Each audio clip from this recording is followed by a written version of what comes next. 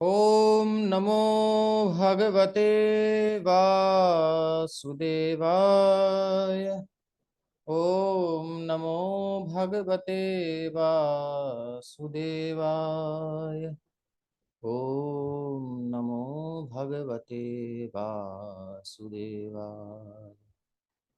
नारायणं नमस्कृत्य नरं चैव नरोत्तमं देवीं सरस्वतीं व्यासं ततो जयमुदीरयेत्।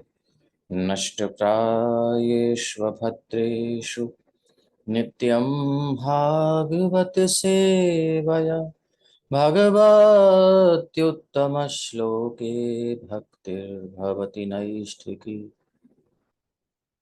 तदा रजस्तमो भावा कामलोभादयश्च ये चेत एतैरनाविद्धं स्थितं सत्त्वे प्रसीदति।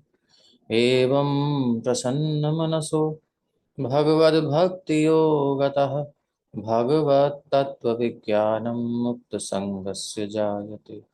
विद्यते हृदयग्रन्थिश्छिद्यन्ते सर्वसंशयाः क्षीयन्ते चास्य कर्माणि दृष्ट एवात्मनीश्वरे।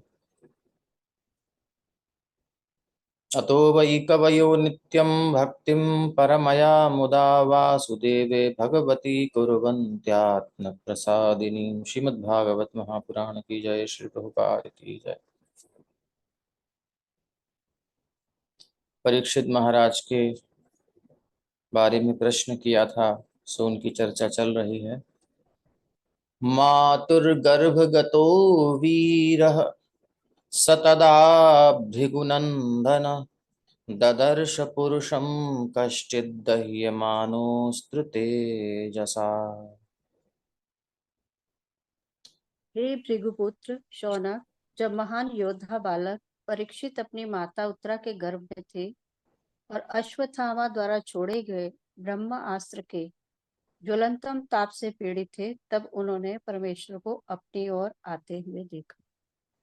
उत्तरा ने पुकारा, भगवान दौड़े आए और दर्शन दिया भगवान ने, वरना चुपचाप भी हेल्प कर सकते थे, लेकिन कृपा करनी थी। परीक्षित महाराज के ऊपर विशेष कृपा करनी थी। वो उनके सेवक हैं और उन्हें बहुत बड़ा काम करना है, इसलिए भगवान उनको दर्शन दे रहे हैं। लीजिए, मृत्यु की बात आ गई। ये भागवत मृत्यु क्या है ये बताती है। परीक्षित जी से सुखदेव जी अंत में पूछते हैं, राजन तुम मरोगे ये बुद्धि मत रखना, तुम नहीं मरने वाले हो राजन। तो इसे हमको सुनना चाहिए कि हम नहीं मरेंगे। हम ना मरे मरी है संसारा। अगर भागवत सुन करके भी हमको मृत्यु से भय है, मृत्यु तो किसी की नहीं होती है, किसी जीव की मृत्यु नहीं होती, जीवात्मा की। ये शरीर का बनना बिगड़ना हमेशा से चल रहा है, आगे तक चलता रहेगा। इसको तो हर्षण मर रहा है। शरीर जन्म लेता है, बूढ़ा होता है, फिर मरता है, तो इसके सेल्स तो हमेशा चेंज होते जा रहे हैं, बनते जा बिगड़ते रहते हैं। मृत्यु चली रही है नित्य, प्रलय चल रही है, वो तो नित्य प्रलय है। ऐसे ब्रह्मांड वगैरह सब महाप्रलय होती है, आंशिक प्रलय होती है, कल्प की प्रलय होती है, ऐसे ऐसे चलती रहती है सभी। आत्मा में कोई चेंजेस नहीं आते, वो वैसी की वैसी है, बस कंफ्यूज्ड है, अलग अलग सपने देखती है, सपने में सपना देखती है। भागवत सुन करके सबसे ऊपर उठ जाना चाहिए। ये सब ऐसे ही है, चलता रहता है, टेंशन नहीं लेनी चाहिए, मस्त रहना चाहिए।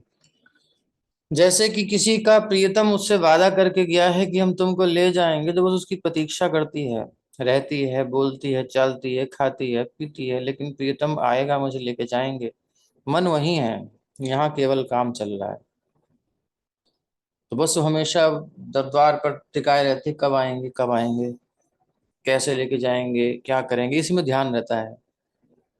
कैसे आएंगे, कैसा होगा, क्या होगा, वो सब चिंता करती है कि वो कैसे मिलेंगे। अच्छा चिंतन करना चाहिए इसलिए भगवान का। तो मृत्यु एक्चुअली भगवान का मिलन ही है और कुछ नहीं है। तो प्रेम रखेंगे तो मृत्यु बड़ी मीठी लगेगी। मृत्यु मतलब भगवान लेके जा रहे हैं, इस शरीर से निकाल के मुझे अपने साथ लेके जाएंगे। ये तैयारी करनी चाहिए, डरना नहीं चाहिए। इस शरीर से पहले ही आसक्ति हटानी होती है इसलिए। और वो जबरदस्ती करते नहीं। अगर आप संसार शरीर की याद किए, वो आए लेने के लिए, और आप सबने इस सबको पकड़ लिया उस समय, तो फिर वो कहेंगे तुम फिर प्रसन्न नहीं हो हमारे साथ होके, तुम यहीं रहो। फिर वो काल रूप में आकर के आपको दूसरा शरीर दे देंगे, फिर और पड़े रहो। ये मौका मिला है, मौका मिला है। तो मृत्यु सामान्यतया 7 मास की समाधि है। समाधि मतलब जैसे आप गहरी नींद में सो जाते हो, थोड़ा सा अंदाजा ले सकते हो। एक होती है व्यवहारिक सत्ता, एक होती है प्रातिभासिक सत्ता, एक होती है पारमार्थिक सत्ता। ये अद्वैत वेदांत के अनुसार, शंकराचार्य जी के अनुसार। तो उससे भी समझ सकते हैं वेदांत थोड़ा बहुत। वो जो जीव और ब्रह्म की एकता या केवल निराकार, वो पक्ष पे थोड़ा होती है, बाकी बहुत सी अच्छी चीजें भी हैं। तो प्रातिभासिक सत्ता क्या है? जैसे हम स्वप्न देखते हैं, वो प्रातिभासिक सत्ता है, प्रतिभास हो रहा है। वहां भी हमको सब कुछ दिखाई दे रहा है, सुंदर वन उपवन, या डरावना भयानक परिवेश, बम फट रहे हैं, जो भी आपके मन में आ रहा है वो सब बन रहा है, वहां पर दिखाई दे रहा है, आप उसमें घूम रहे हो वर्चुअल वर्ल्ड में। प्रातिभासिक सत्ता। जब आप जागते हो तो आपको दिखाई देता है अरे ये सब तो बेकार की बात, केवल भ्रम था, कुछ नहीं था, मेरी चेतना का ही खेल था। तो ये व्यवहारिक सत्ता में आप आते हो। अब यहां से जब ऊपर जाते हो तो वो होती है दूसरी वास्तविक।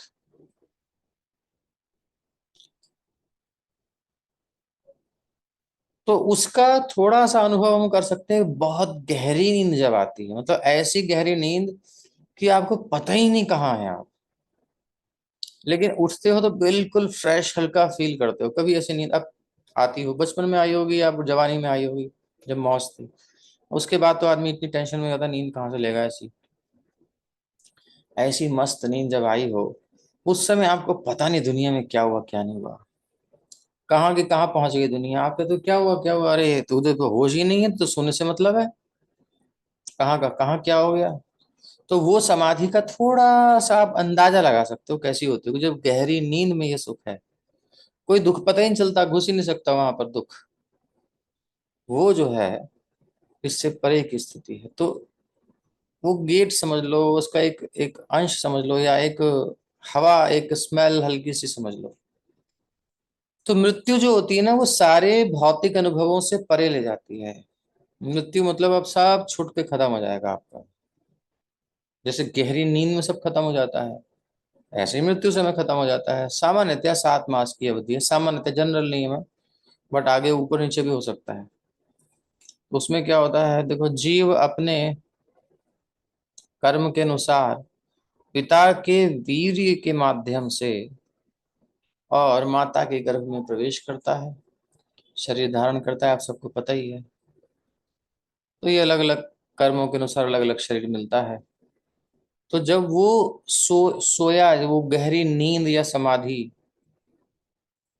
जब वो जागृत होता है, तो उसे गर्भ के भीतर बंदी रहने में असुविधा का अनुभव होने लगता है, और वो उससे बाहर निकलने का प्रयत्न करता है। किसी ने सब कुछ देखा घुमा फिरा, उसे एकदम बंद कर दो तो परेशानी तो होगी। और कभी कभी ऐसी मुक्ति के लिए सौभाग्यवश वो भगवान से प्रार्थना करता है, सौभाग्यवश। सभी लोग प्रार्थना नहीं करते हैं, इतने पुण्यात्मा नहीं होते हैं, इसलिए जनरली सब लोग नहीं करते हैं, लेकिन कभी कभी सौभाग्यवश ऐसा होता है, कोई जीव भगवान से प्रार्थना करता है, जो भागवत में 3रे स्कंद में वर्णित है। तो यहाँ महाराज परीक्षित हैं, ये परिस्थिति आपको पता ही है। उनको भी कष्ट हुआ ब्रह्मास्त्र से, असह्य ताप सहन किया। क्षत्रिय पुत्र हैं तो उन्होंने गर्भ में ही वो लक्षण प्रकट किए, वो गुण प्रकट किए। और भक्त हैं, वो भी सहनशील होता है, तो ये इसलिए वीर शब्द का यहाँ प्रयोग किया। भगवान का दर्शन किया, कैसे हैं ठाकुर जी, तो बता रहे हैं। अंगुष्ठ मात्र ममलम स्फुरत्पुरटमौलिनम अपि व्यदर्शनम श्यामम तडिद्वास समुच्यतम समच्युतम। वे श्री भगवान मात्र अंगूठा भर ऊंचे थे, किंतु वे थे पूर्णतः दिव्य। उनका शरीर अत्यंत सुंदर श्याम वर्ण का तथा अच्युत था, और उनका वस्त्र बिजली के समान चमचमाता पीत वर्ण का तथा उनका मुकुट देदीप्यमान सोने का था। बालक ने उन्हें इस रूप में देखा। अच्युत मतलब जो कभी च्युत नहीं होता, नच्यवती स्वरूपा, जैसे हैं वैसे ही रहते हैं ठाकुर जी। कभी ऐसा नहीं तो उनका हेयर जो है कुछ वाइट हो जाए, या फिर ग्लो उनका कम हो गया, या कुछ मतलब हो गया, कुछ डेंटिंग पेंटिंग चाहिए, नहीं, ऐसा कुछ नहीं। अच्युत है, जो है उनका परमानेंट है। ऐसा सुंदर रूप भगवान का, मुकुट कुंडल आदि के साथ। अंगुष्ठ मात्र मतलब भगवान जिस जीव के हृदय में रहते हैं उसके अंगुष्ठ के अनुपात में होते हैं। अंगुष्ठ मात्र मतलब बित्ता मात्र एक, कितना, 8 इंच नहीं, कुछ कुछ इंच का है एग्जैक्ट, आगे आएगा। श्रीमद्दीर्घ चतुर्बाहुं तप्त कांचन कुंडलम क्षतजाक्षं गदापाणिम आत्मनः सर्वतो दिशं परिभ्रमन्तमुल्काभां भ्रामयन्तं गदामुहुः। श्री भगवान चार भुजाओं सोने के कुंडलों तथा क्रोध से रक्त जैसे लाल नेत्रों से सुशोभित थे। जब वे चारों ओर घूम रहे थे, तब उनकी गदा उनके चारों ओर गिरते तारे की तरह निरंतर चक्कर लगा रही थी। उल्का आपने देखी होगी, उल्का यानी को जब तारा गिरता है तो एक पूंछ सी होती है उसकी पीछे ना, लाइट जैसी। तो ऐसे ही भगवान अपनी चमचमाती गदा घुमा रहे थे, तो उसके पीछे उसकी आभा चल रही थी, तो ऐसे लग रहा था एक सर्किल है, एक राउंड है। तो उसके कारण अब वो, क्योंकि वो पूरी जहां से पकड़ी है भगवान ने वहां से स्वर्णमयी आगे तक है, तो इसलिए वो पूरा सर्किल बल्कि डिस्क दिखाई देने लगा। और डिस्क मतलब चक्र लगने लगा, तो उनको लगा भगवान चक्र से रक्षा कर रहे हैं। इसलिए भागवत में दो दो वर्णन मिलते हैं। एक जगह गदा वर्णन आ रखा है, कहीं कहा गया कि चक्र। तो परीक्षित जी जब कहते हैं कि चक्र से रक्षा की, तो उसका मतलब यह है उनको चक्र ही लगा। और फैक्ट में भगवान की तेजी से घुमाए थे गदा, उसी से खत्म कर दिया था, चक्र की जरूरत नहीं थी। भगवान ने कहा कि कहीं कटवट ना जाए, एक भाव दे रहा हूं ऐसे ही, चक्र को नहीं, गर्भ में काम करना है, बड़ा आराम से करना है। तो वो तो फिर हंसने की बात ऐसे ही कह दिया, लेकिन हंसने की बात भी नहीं, मतलब थोड़ा सा ऐसे आया। तो भगवान ने गदा घुमाई थी, उसी से उनको चक्र लगा। तो परमात्मा रूप में प्रत्येक जीव के हृदय में और प्रत्येक परमाणु में प्रवेश करते हैं। ये बात सुनकर कितना संतोष मिलता है, नहीं? भगवान कण कण में हैं, मतलब उनकी प्रेजेंस है, बट हमारे माइंड में नहीं है, हमारी बुद्धि में नहीं है, हमारी चेतना में नहीं है। ये बात कि वो हैं, इसी से हमको भय लगता है, बस भय इसीलिए आता है। नहीं, कौन सी जगह ऐसी जहां वो नहीं है? वो नीदरलैंड में है, इंग्लैंड में है, चाइना में है, रशिया में है, जर्मनी में है, फ्रांस में है, गल्फ कंट्रीज में है, नरक में है, स्वर्ग में है, कहाँ नहीं है? ब्रह्मांड के भौतिक तत्वों के प्रत्येक परमाणु में प्रवेश कर जाते हैं। पृथ्वी जल अग्नि वायु आकाश, तो ब्रह्मांड में यही सब है, पंच तत्वमयी। और उस ब्रह्मांड में भगवान प्रवेश करते हैं, कण कण में प्रवेश करते हैं, सर्वव्यापी हैं, अपनी अचिंत, जिसका चिंतन न किया जा सके ऐसी शक्ति से। वो भगवान जो सर्वव्यापी हैं फिर भी प्रवेश किए। जैसे कि हम यहाँ पर एक दृष्टिकोण से सर्वव्यापी हो गए, भाई आप कि हर हर एक के स्क्रीन पे हम उपलब्ध हैं। जो आप बोलना चाहें वो बोल सकते हैं, उसका हम उत्तर देंगे। लेकिन हम फिर किसी के पास पहुंच जाएं, ओंकारेश्वर जी ने बुलाया, हमने कहा चलिए हम आ रहे हैं आपके पास, और सीधा पहुंच गए, तो वो भी आना हुआ। एक ये भी आना है, दोनों स्थितियों में हम हैं तो सही। ये फिर भी समझ में ना, थोड़ा दूरी है, हम अलग हैं, हमारा स्वरूप अलग है। लेकिन भगवान के कंडीशन में ये नहीं है, भगवान सब जगह भी हैं और सेपरेट भी हैं। फिर भी वो सेपरेट वाला स्वरूप जो है भगवान का, वो प्रत्यक्ष कृपा करके और आ रहे हैं, सर्वव्यापक होते हुए भी। ये है भक्त के लिए भगवान पर्सनल एक फॉर्म में कृपा करते हैं, कई बार विशेष प्रेम प्रकट करते हैं। भगवत गीता में अब देखो, सर्वत्र व्यापक है, तो कहीं से भी बस डिजायर करें, इच्छा करें, बोले कौन जाए, ओके हो गया काम तुम्हारा, तुमने हमको कॉल किया, हमने तुम्हारा काम कर दिया। नहीं, भगवान भक्तों से प्रेम करते हैं और इस समाज संसार को दिखाना चाहते हैं कि भाई मेरे से जो प्रेम करता है मैं उसको स्वयं निभाता हूं। इसलिए गीता में भगवान कहते हैं भवामी अश्नामी, ये आत्मनेपद, मतलब अपने लिए कह रहे हैं ठाकुर जी, पर्सनली अपने लिए, इंडिविजुअल, एक रूप में, एक स्वरूप में भगवान बात कर रहे हैं कि मैं पर्सनली करता हूँ। गजराज को कष्ट हुआ तो भगवान क्यों दौड़े दौड़े आए, सुदर्शन भेजा, अपना सब कुछ भेजा, बोले नहीं वो तुम पीछे हो, मैं खुद आ रहा हूँ। इतनी तीव्रता, इतना प्रेम होता है भगवान को, भक्त के लिए कुछ भी कर लेते हैं। तो बड़ी तीव्रता से भगवान उत्तरा के गर्भ में प्रविष्ट हुए,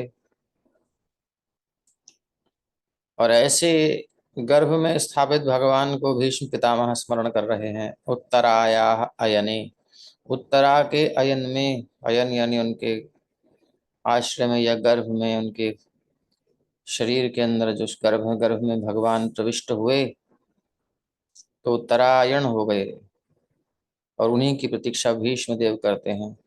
लोग कंफ्यूज होते हैं, भक्त की जरूरत थोड़ी होती है उत्तरायण दक्षिणायन के चक्कर में पड़ने की, वो मस्त रहता है, कहीं भी मरे उसे कोई टेंशन नहीं, क्योंकि उसका मन भगवान में है। तो भीष्म पितामह फिर कौन से उत्तरायण की परीक्षा कर रहे थे, तो वो यही उत्तरायण हैं जो अभी प्रवेश हो रहे हैं उत्तरा के अयन में। भगवान कहते हैं मेरे भक्तों का नाश नहीं हो सकता, मार नहीं सकता, क्योंकि मैं उसका रक्षक हूं। बाल ना बाका होता जिसका रक्षक दया निधान। लेकिन इतना होने के बाद भी भक्त ये नहीं चाहते कि भगवान को हम कष्ट दें, ये थोड़ी ऊंची बात है। कहते हैं मरने दो, कोई बात नहीं, जो बिगड़ता बिगड़ने दो, आपको कोई कष्ट नहीं होना चाहिए, आप खुश रहो, बस प्रसन्न रहो, और हमें आपकी स्मृति बनी रहे, बस इतना ही चाहते हैं, सेवा भाव बना रहे, आपको कष्ट देना नहीं चाहते। जिसे बचाए उसे कोई मार नहीं सकता, जिसे वो मारे उसे कोई बचा नहीं सकता।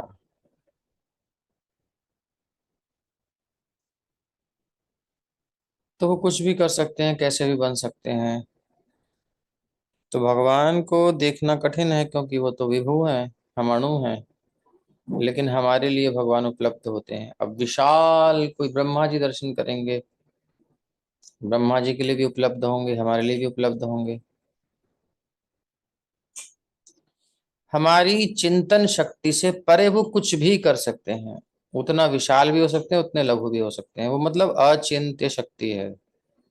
कुछ भी ये मत सोचो कि ये लिमिट में। हम जब भी भगवान का चरित्र सुनते हैं, उनके बारे में विचार करते हैं, अपने एंगल से देखते हैं, अपने दृष्टिकोण से देखते हैं, इसलिए हमको विश्वास नहीं होता, इसलिए हम धोखा खाते हैं। सबसे पहले ये जब भागवत सुने, भगवत चर्चा सुने, तो पहले ये माइंड को, बुद्धि को, जितना भी हमारे इंस्ट्रूमेंट्स हैं, ये सबको पहले फ्रेश कर लेना चाहिए। रिफ्रेश करते हैं ना कंप्यूटर को, नहीं तो हैंग हो जाता है, ज्यादा फाइलें खुल जाए इसमें तो, एकदम से उसके ऊपर लाद दोगे तो। रिफ्रेशमेंट जरूरी होता है, आदमी को भी रिफ्रेश करना होता है खुद को। तो एक तरीके से रिफ्रेशमेंट है कि याद कराना। ये कृष्ण जो है ना, लिमिटलेस है, लिमिटेड नहीं है। कुछ भी, कुछ भी, वो आता है ना, कुछ भी, बोले हाँ कुछ भी, यहाँ कुछ भी चल सकता है। कर तुम अकर तुम अन्यथा कर तुम समर्थ ईश्वर, कुछ भी कर सकते हैं। जो लॉजिकली संभव नहीं वो भी कर सकते हैं। तुम्हारी बुद्धि से संभव नहीं है सोचना भी, वो भी कर सकते हैं। ऐसे भगवान को जान करके समझ करके तब कथा सुननी चाहिए। वो जो हमारे अंदर लिमिट में आते हैं, परिधि में आते हैं, हमारी किसी गणना की परिधि में नहीं है, सीमित नहीं है, फिर भी वो जीव की सीमित दृष्टि के अनुरूप बन जाते हैं, हमारी पकड़ में आ जाते हैं। एक्चुअली वो पकड़ में आने वाले नहीं है, वो तो अपनी मर्जी से, अपनी कृपा से, दया से पकड़ में आते हैं। तो जब वो आ जाएं तो ये मत सोचना इतने नहीं है, बहुत बड़े हैं, दाढ़ी बहुत बड़ी है इनकी पेट में। हाँ, तो इसलिए नखरा करना मत, जैसे भी मिले तो तुरंत हाँ कर देना जो कहें। ये नहीं कि नखरे दिखा रहे हैं फिर मामला गड़बड़ हो जाएगा फिर। हाँ, कैसे भी कृपा कर दें तो तुरंत एक्सेप्ट कर लेना relationship. Yes Prabhu, I am ready. कोई शर्त नहीं है। आश्लिष्य वा पादरताम पिनष्टु माम अदर्शनान मरमहतां करो तुवा।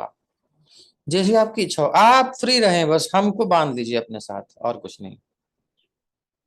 यथा तथा विदधातु। ऐसा कोई प्रेमी मिल जाए जो हमारे साथ कहे, बोले हम तुम्हारी सेवा करेंगे, आपके अनुकूल रहेंगे, आपको कोई कंडीशन नहीं है, जो चाहे करो, बस मुझे अपनी सेवा में रख लेना, जैसे कहोगे वैसे रहूंगी। ऐसी सुंदर कोई मिल जाए रिलेशनशिप तो बढ़िया है ना, वो तो खुश हो जाएगा। ऐसे तो चाहिए। और संसार में कॉम्प्रोमाइज करना पड़ता है, ऐसे कैसे हो सकता है, ऐसे कैसे हो सकता है। तो भगवान फ्री हैं, उनको कोई टेंशन नहीं है, तो हमको ऐसे ही समर्पण करना होगा, ये सीखना पड़ेगा। संसार वाली कंडीशन नहीं है, क्योंकि वो कभी किसी को टॉर्चर नहीं करते, कभी किसी का बुरा नहीं करते, कभी किसी का अहित कर ही नहीं सकते, ऐसे प्यारे हैं। इसलिए ऐसा समर्पण रिक्वायरमेंट है, उसकी जरूरत, जरूरी होना चाहिए। शर्त रहित, बिना शर्त के, सशर्त नहीं, कोई कंडीशन नहीं। आप जो चाहें करें, हमारे साथ जो चाहें करें। है ही ऐसे, ऐसा कुछ कर ही नहीं सकते, इसलिए कंफर्म पहले है, इसलिए तो बोल रहे हैं। संसार में तो नहीं कर सकते हम, क्योंकि ये पता है कुछ भी कर देगा, कल को धोखा कर देगा। लेकिन भगवान के केस में अगर ये धोखा भी करेंगे, गोपियों को छोड़ के चले गए, तो वो भी आनंदमय होगा। वो भी विरह रस का आस्वादन कर रहे हैं गोपियां, जो मिलन से भी अधिक मधुर है। इसलिए कभी मिलने भी नहीं गई, बोले कोई बात नहीं, ऐसी आपकी इच्छा है, यही रस का आस्वादन करा रहे तो ये भी चलेगा। महाप्रभु ने कहा ऐसा क्या रस मिल रहा है किशोरी जी को मेरे विरह में, देखूं जरा। श्री कृष्ण ने कहा तो वो श्री महाप्रभु के रूप में आए, उनके भाव को लेकर फिर उस विरह रस का आस्वादन कर रहे हैं। तो वो अगर अगर वो फ्रॉड भी करेंगे, मतलब एक तरीके से संसार की दृष्टि से यही लोग कहते हैं ना भगवान को कि अरे ये तो धोखेबाज है, सब छोड़ दिया, तब भी आनंद है। उनके साथ रिलेशन रहना चाहिए, बस उनकी स्मृति रहनी चाहिए। वो रहें ना रहें, जैसी उनकी मौज हो, उनकी इच्छा, अपन को तो बस उनकी स्मृति चाहिए। हरि स्मृति सर्व विपद विमोक्षणम। हरि की स्मृति समस्त विपत्तियों से मुक्त करने वाली है। तो आश्लिष्य पादरताम पिनष्टुमाम अदर्शनान मद्दो दर्शन। यथा तथा, जैसे आपकी इच्छा वैसे करो। हमारे सामने हमें जला जला कर दूसरों को खूब प्रेम करो, खूब प्रतिदान दो प्रेम का, हमसे कुछ बात ना करो, हमें चिढ़ा लो, तभी भी हम खुश हैं। लेकिन आप हमारे हैं, ये हम नहीं छोड़ सकते।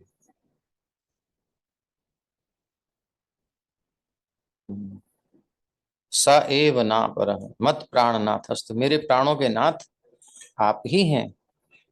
ना अपर, आपसे परे कुछ और कोई मेरी बुद्धि में नहीं है, ना कभी आए, ऐसी कृपा करो। ये प्रेम बना रहे हृदय में।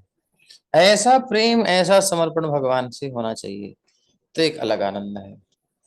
तो वो कंडीशन में मत बांधो उनको, ऐसा कैसे हो सकता है, वैसा, अरे कुछ भी हो सकता है, अचिंत्य शक्ति है। और उनको फ्री छोड़ दो, जैसे उनकी मौज हो वैसे करें। अपने को बांधना है, उनको नहीं बांधना है, वो तो भोगता है। अब कोई किसी भ्रमर को बांध ले, मान लो कोई फूल कहे तुम मेरे साथ ही रहे, तो वो भ्रमर उसके साथ बंध जाएगा, तो भ्रमर को कैसे सुख होगा। भ्रमर अलग अलग अलग अलग फूलों पर जाता है, सबको तृप्त करता है। तो भगवान भी श्याम भ्रमर हैं, वो अपने अपने भक्तों के भावों का जो उन्होंने पराग निकाला है उनको अर्पित कर रहे हैं, सबको आस्वादन करते हैं, सबको तृप्त करते हैं। मिलन का सुख देते हैं, विरह का सुख देते हैं। मिलन और विरह के तट के बीच में प्रेम की नदी बहती है, वो प्रेमी जानते हैं। इसलिए संसार की कंडीशन वहां ना लगाएं, भगवान की स्थिति अलग है। जब भी सोचें उनके बारे में, संसार की रिलेशनशिप को साइड में रख दें। लिटिल बिट थोड़ी कुछ बातें समझाने के लिए ले लेते हैं उसको, लेकिन वो वैसा है नहीं।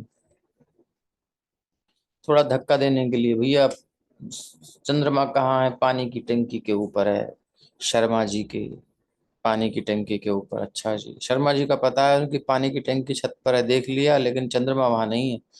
चंद्रमा भी दिख गया, लेकिन समझ में आ गया कि वो तो मेरे को बताने के लिए था, एक्चुअली वो तो कहीं और ही है। तो संसार का कोई उदाहरण कभी देते हैं तो उसको ये मत सोचना ऐसा है, ऐसा नहीं है। वो पानी की टंकी है, उसमें दिमाग मत लगाओ, उसका जो तुमको पहुंचाने के लिए जहां बात बताई गई वहां पहुंच जाओ बस। तो असमर्थ भक्तों की सेवा स्वीकार करने के लिए अर्चा विग्रह रूप स्वीकार करते हैं, क्योंकि हमारी वहीं तक पहुंच है भगवान, उसके माध्यम से हमसे हमारी सेवा स्वीकार कर लेते हैं। यद्यपि वे भौतिक इंद्रियों द्वारा ग्रहण नहीं किए जा सकते, फिर भी तो अर्चा विग्रह भक्तों की कृपा से भगवान प्रकट होते हैं। जिससे कि हम सब संसारी भौतिकतावादी लोग जो हैं देख सकते हैं। भौतिक भक्त, संसार को देखने वाले जो चाहते हैं लेकिन कर नहीं सकते, अभी इनकी भौतिक वासना है, सेवा करना चाहते हैं, तो उनके लिए विग्रह है।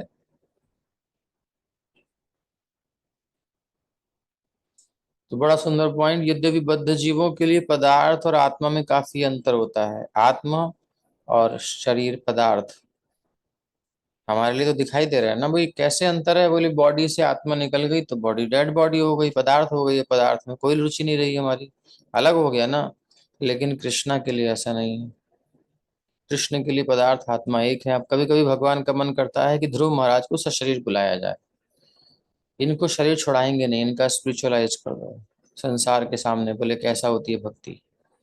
तो सशरीर बुला लिया। तो राम बोले बॉडी के साथ आओ, ऐसे नहीं है इसको, मेरे लिए कोई भेदभाव नहीं है, द्वैत नहीं है, अंतर नहीं है। तो भगवान के एंगल से भगवान हमारे को भी क्लियर कर देते हैं, बुला लेते हैं। कभी कभी ऐसे भक्तों को बुलाते हैं, कई भक्तों को बुलाए हैं ऐसे, सदेह लीला में प्रवेश किए हैं। यही नहीं, गौड़ीय संप्रदाय नहीं, अन्य संप्रदायों में भी, श्री संप्रदाय आदि आदि में सशरीर प्रवेश किया लीला में भगवान की। भगवान के लिए पदार्थ आत्मा में कोई अंतर नहीं होता, वो चाहे तो कुछ भी कर सकते हैं। इसलिए कोई कंडीशन मत रखो अपनी बुद्धि में, ऐसा होगा ऐसा होगा, यही हो सकता है, इसके अलावा कुछ नहीं हो सकता है। उनको फ्री छोड़ दो। ये समझो भगवान वो है जो कुछ भी कर सकते हैं, बस वो सर्व समर्थ है।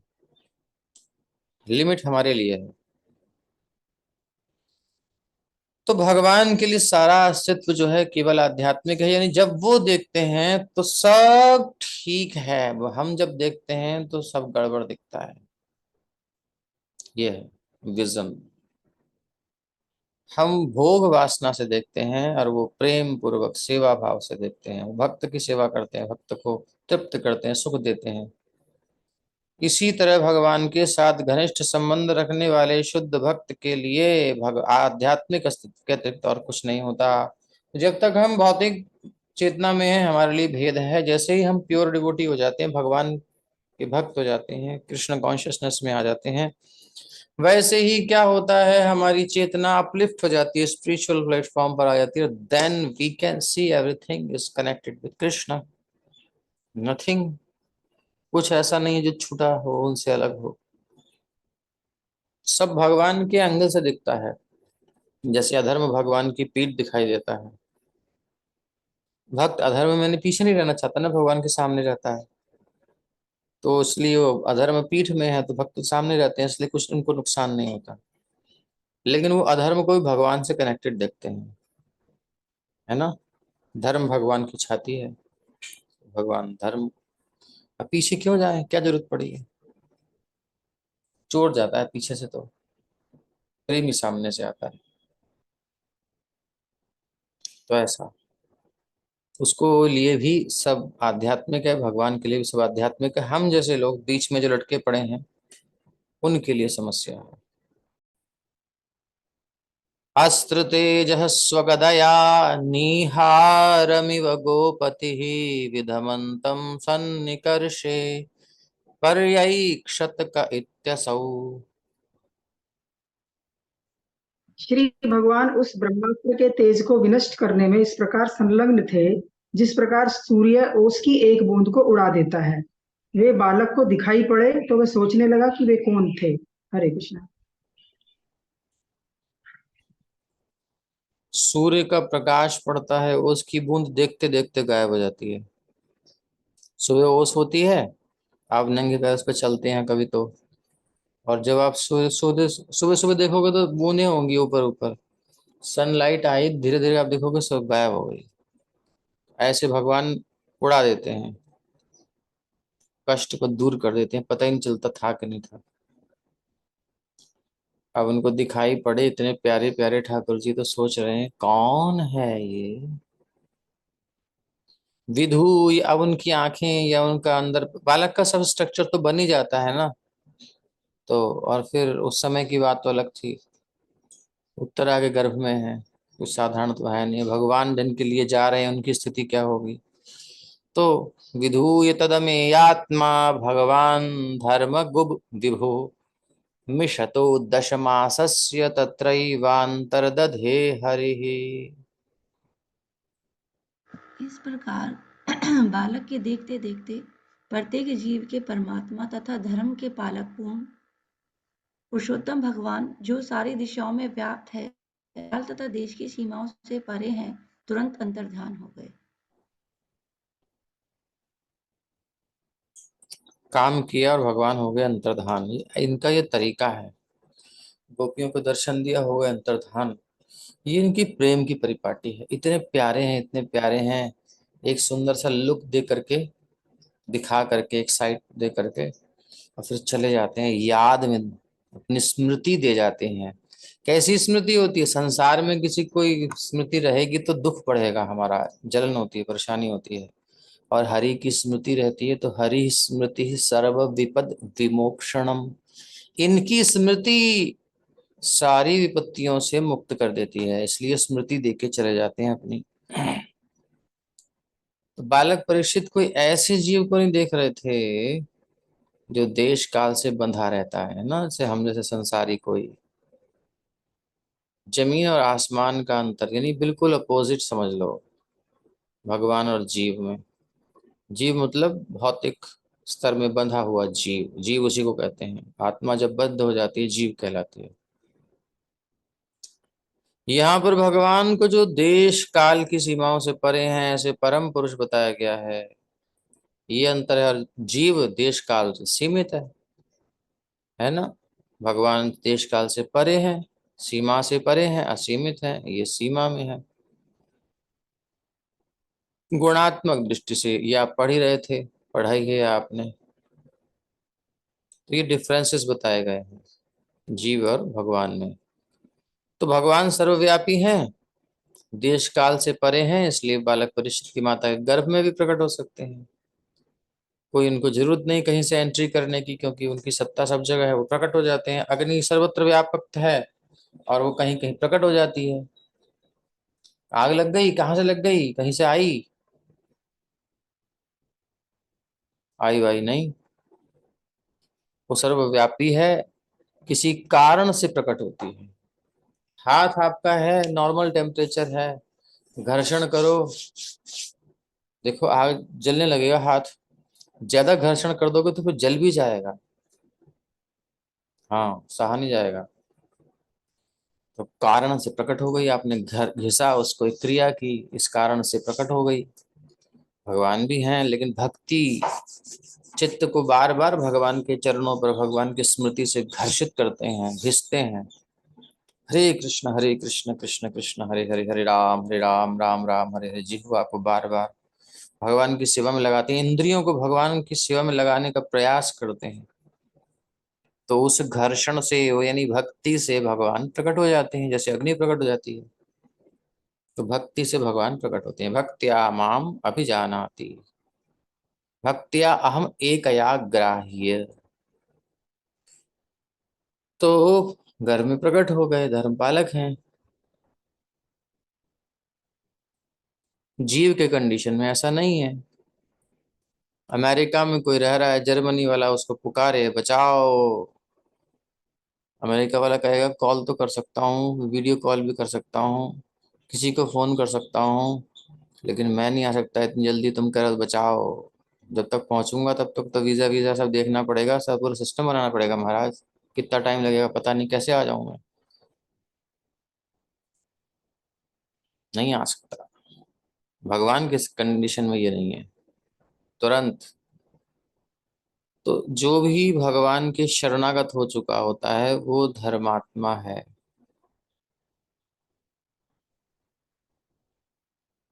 ऐसे व्यक्ति के भगवान रक्षण करते हैं। एक शरणागत भक्त की भगवान रक्षा करते हैं, जैसे यहाँ कर रहे हैं। बाकी संसार का पालन तो करते ही हैं, कोई प्रॉब्लम नहीं। संसार में जैसे राजा की कई स्त्रियां हैं होती हैं संसार में, मतलब उसके राज्य में सबका पालन करता है राजा, सबका भरता है। लेकिन एक विवाहिता स्त्री है, उसकी रानी है, उसका स्पेशल ध्यान रखता है। सबका रखता है लेकिन उसका भी रखता है, लेकिन उस प्रकार नहीं रखता, उसका स्पेशल रखता है। तो सब भगवान के हैं, सब उनकी प्रजा है, सब उनके जन है, भगवान सबका ध्यान रखते हैं, जनरलाइज्ड। लेकिन जो उनके शरणागत हो गया है उनका भगवान विशेष ध्यान रखते हैं, विशेष रूप से सभी परिस्थितियों में रक्षण किया जाता है। और किसी को बचाया और अपनी रानी को बचाया, थोड़ा अंतर तो है ना उस भावना में, उस प्रकार में। तो ये सब चीजें उनके समर्पण के कारण, उसकी भावना के कारण, क्योंकि अधर्मी भी भगवान के ही अंश हैं, तो इनडायरेक्टली भगवान उनके भी रक्षक हैं। लेकिन कैसे हैं? बहिरंगा शक्ति के द्वारा उनके पापों को दूर करते हैं, उनको दुख दे करके, पापों का फल दे करके पाप से मुक्त करते हैं। और भक्तों को सर्वधर्मान परित्यज्य मामेकम शरणम व्रज, अहम त्वा सर्व पापेभ्यो मोक्षयिष्यामि।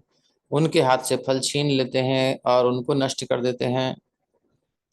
जो अभी एक अमुकलीला प्रभु का मैंने देखा, वो कह रहे थे कि उसी पे मुझे ध्यान आया अभी ये, कह रहे थे कि भगवान का भजन करेंगे तो हमने सुना है भगवान सब हरण कर लेते हैं, नष्ट कर देते हैं, इसलिए भैया हम नहीं करेंगे। तो प्रभु कह रहे थे कि तुम इतने लकी नहीं हो, इतने भाग्यशाली नहीं हो कि भगवान तुम्हारा सब कुछ हरण करें, ये बहुत बड़ी बात है। तुम्हें तो देंगे सब, तुम्हारे कर्मों का फल तुम्हें देंगे, तुम शरणागत थोड़ी हो, डरो मत। तो पापों को परिशोधित करते हैं, मतलब भगवान जो है, जनरल जो लोग होते हैं उनको बहिरंगा शक्ति के अनुसार कर्म किया उसका फल प्रदान करते हैं, सुख दुख, पाप का फल दुख, पुण्य का सुख देते हैं। लेकिन जो शरणागत हो जाता है उसके फल को पकड़ लेते हैं। ये इसको कष्ट देगा, माँ अपने बच्चे का चाकू खींच लेती है, गंदी चीज खींच लेती है, और ऐसी चीज होगी ना खाने लायक होगी ना यूज करने लायक, उसे खत्म कर देगी, कहीं दोबारा ना देख ले इसको। तो भगवान की शरणागत जब हो जाता है कोई, प्रणत देहि नाम पाप कर्षणम, पाप को खींच लेते हैं भगवान के चरण। शरणागत तो हुई है, फिर वो हरण कर लेंगे सब, उनकी चुराने की आदत है, सब चुरा लेते हैं। चोर हैं बहुत पक्के वाले, ऐसा चोर नहीं मिलेगा कहीं कि वो आपके पापों को चुरा ले, आपके क्लेशों को, दुखों को, सबको चुरा ले। पाप कर्षणम, तो वो भक्तों के लिए स्पेशल केस होता है। तो ये भगवान का विस्तार रूप है, उसमें सर्व दिशाएं उनकी वस्त्र हैं। तो बालक की दृष्टि से, परीक्षित की दृष्टि से ओझल होने का अर्थ ये नहीं है कि वो किसी अन्य स्थान में आकर वहां प्रकट हुए थे, कहीं और थे फिर यहाँ आ गए, नहीं। जैसे कि हमने आपको उदाहरण दिया, अग्नि सर्वत्र विद्यमान है, लेकिन कहीं भी प्रकट हो सकती है, जहां कुछ कारण मिले। तो यहाँ कारण था, भगवान प्रकट हो गए।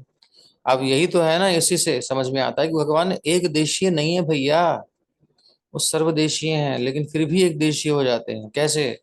जैसे अब ये बताओ, जर्मन में, अमेरिका में, रशिया में, चाइना में, ऑस्ट्रेलिया में, ऑस्ट्रेलिया के फिजी आइलैंड में, डेनमार्क में, अरे भाई पाकिस्तान में, हम्म, ग्रीनलैंड में, जहां भी आप चाहें आग प्रकट कर सकते हैं कि नहीं कर सकते? आग जला सकते हैं, और अभी जल भी रही होंगी सब जगह आग, कुछ ना कुछ काम चल रहा होगा। वो एक ही अग्नि तत्व सर्वत्र व्याप्त है, लेकिन कहीं कहीं प्रकट होता है। वो वहां था लेकिन प्रकट हो जाता है। ऐसे ही भगवान सर्वत्र हैं, जहां उनको लगता है इनकी आवश्यकता प्रकट हो जाते हैं। तो वो कहीं से आते नहीं, कहीं से आकर प्रकट हुए, विद्यमान थे और उनके अंतर्धान होने पर भी वहीं थे। हमारे विजन से आउट ऑफ विजन हो जाते हैं बस, आंखों से दृष्टिगोचर नहीं हो रहे थे। तो प्रभुपाद जी इसको और आगे ले जाते हैं, एलोबरेट करते हैं। इस तेजोमय आकाश का भौतिक आवरण भी माँ प्रकृति के गर्भ की ही भांति है। कितना सुंदर है ना, क्लियर कर रहे हैं, उसको उठा के ले जा रहे हैं और खोल रहे हैं। अरे भाई, परीक्षित की रक्षा ही नहीं की, हम सब भी तो गर्भ में हैं। इस भौतिक प्रकृति में जब सृष्टि हुई थी, इस भौतिक शक्ति में भगवान ने अपना बीज का आधान किया था, नेत्रों से, ग्लांस से शक्ति दी थी, अपनी पावर यानी अपनी जीवात्माओं को भेजा था भौतिक प्रकृति में। उनके कर्म स्वभाव के अनुसार जो पेंडिंग उनका रह गया है, हिसाब किताब बोले कर ला लो पूरा, और इस प्रकृति माँ के गर्भ में स्थापित किया था हम सबको, और हम गर्भ में ही हैं, गर्भ में कष्ट पा रहे हैं, कामनाओं के अनुसार शरीर मिल रहा है।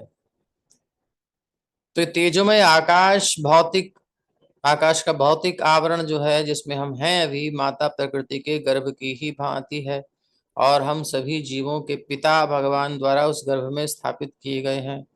वो सब जगह हैं, यहाँ तक कि दुर्गा माता के गर्भ में भी, और उसके लिए सुयोग्य हैं जो उसके लिए वो भगवान का दर्शन कर सकते हैं। तो यानी इस भौतिक ब्रह्मांड में भी भगवान का दर्शन कर सकते हैं। जैसे परीक्षित को गर्भ में हुआ, ऐसे प्रकृति के गर्भ में जो भी जीव है, हम सब, सबको भगवान का दर्शन हो सकता है।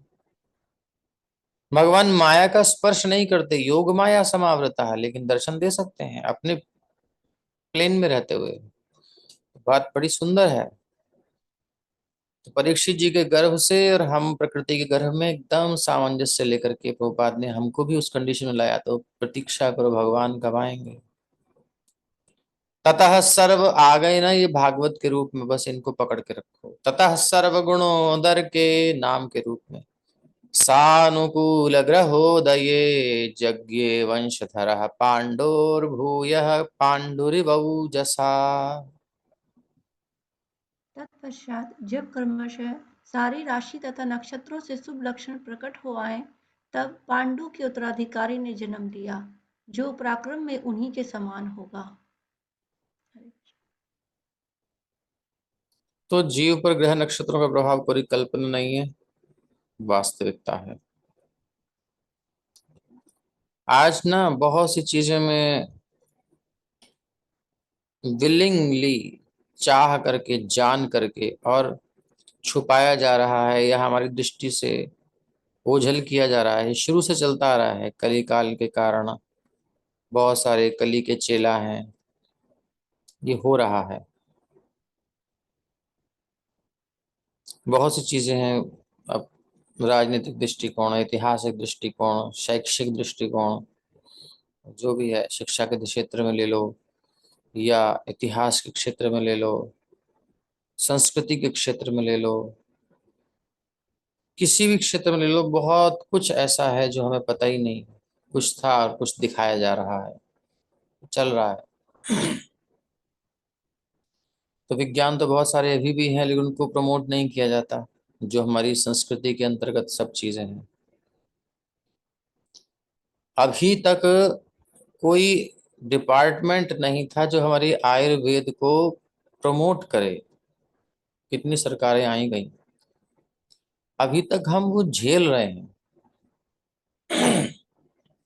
अभी कुछ समय से धीरे धीरे वो मंत्रालय, वो कुछ डिपार्टमेंट जो अन्य पद्धतियों को एक्सेप्ट करने वाला है, उसे ला प्रस्तुत किया गया है, उसमें भी बहुत विरोध, मतलब पूरी तरह से प्रभावित हैं, दबे हुए हैं। अपनी ही वस्तु को हम प्रदर्शित नहीं कर पा रहे। माइंड बिल्कुल वॉश कर दिया गया है, ब्रेन वॉश। हमारे मूल्यों पर हमें कोई भरोसा नहीं है, हम किसी की बात पर मान करके चलते रहते हैं।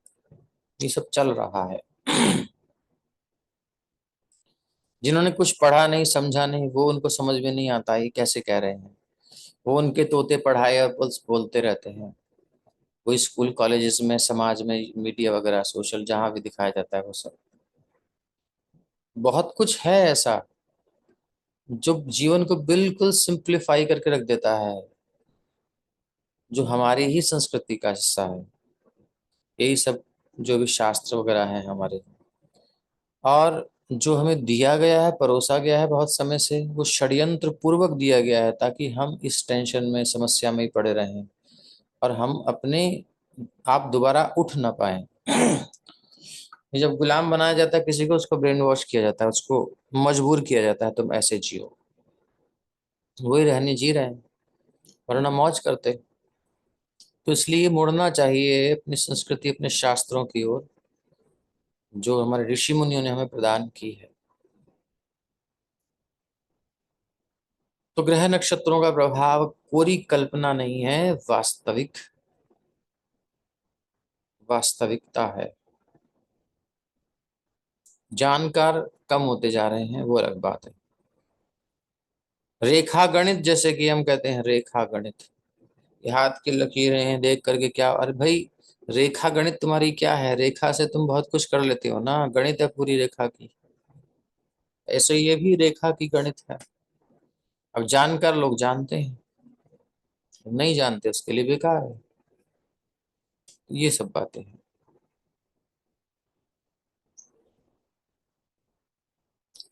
प्रत्येक जीव हर क्षण प्रकृति के नियमों द्वारा नियंत्रित होता रहता है। कैसे होता है? जैसे नागरिक राज्य द्वारा नियंत्रित होता है। आप जो हो, राज्य के कुछ नियम है, उन नियमों के अंतर्गत काम करते हो तो ठीक है, नियम तोड़ते हो तो फिर कष्ट होता है, दंड मिलता है। राज्य के नियमों का पालन स्थूल रूप से होता है, इसलिए समझ में आते हैं, लेकिन प्रकृति के जो नियम है ना, वो हमारी मोटी बुद्धि के लिए दृष्टिगोचर नहीं होते, सूक्ष्म होने के कारण स्थूल रूप से अनुभव में नहीं आते, लेकिन वो काम करते हैं।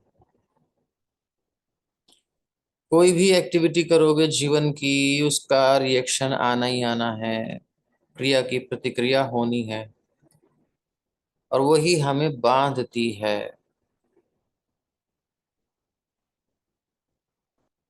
तो बंधन नहीं चाहिए, और क्रिया भी करनी है तो केवल भगवान के लिए किए जाएं। जब कृष्ण के लिए कर्म किया जाता है, यज्ञो वै विष्णु, तो वो कर्म का फल नहीं आता है, मतलब फल बांधता नहीं है हमें। फल का मतलब जो बांधने वाला है, संसार में फंसाने वाला है। हमारे कर्मों का निर्णय उच्च अधिकारियों अर्थात भगवान के दूतों द्वारा होता है, और इस तरह हमें अपने अपने कर्मों के अनुसार शरीर प्राप्त होते हैं। और प्रकृति का नियम इतना सूक्ष्म है कि हमारे शरीर के प्रत्येक अंग पर उन्हीं ग्रह नक्षत्रों का प्रभाव पड़ता है। थोड़ा सा स्टडी अगर आप करोगे तो समझ में आ जाएगा। शनि की दृष्टि, राहु की दृष्टि, वक्र दृष्टि, भैया वो किसी किसी को पकड़ के नहीं देख रहे कि ये फलाना बंदा, इसको पकड़ के देखूं, उनके मन में नहीं, ऐसा कुछ नहीं है। वो तो इंडिकेटर हैं, वो तो आपके कर्मों के अनुसार बता रहे हैं। इस जातक का जन्म इस नक्षत्र में हुआ है, ये इसका स्वभाव होगा, ऐसा होगा, इस नक्षत्र का ये स्वभाव है, उसके अनुसार इसका होगा। तो तुमको ऐसे नक्षत्र में जन्म दिलाया गया है, उसको वो इंडिकेट करते हैं कि तुमने ऐसे कांड किए थे इसलिए तुम ऐसी स्थिति में आए हो, इसलिए हम तुमको देख रहे हैं, हम पे नाराज मत हो। तो फिर क्या करो, अपनी बात सुधारो। सुधारने के लिए क्या करना होगा? भगवान की शरणागति। फिर वो जो कर्म भाग्य में लिखे हैं वो बदल जाएंगे, वो हमें प्रभावित नहीं कर सकते, भगवान की शरण में कोई आ जाए तो। अब शरणागति होनी चाहिए, ये नहीं कि बातों में हवा में हो। तो प्रभाव पड़ता है प्रत्येक अंग पर, और शरीर प्राप्त होता है कि वह ऐसे ग्रह नक्षत्रों के प्रभावों को साध कर अपनी कारगर कारागार अवधि को पूरा कर सके।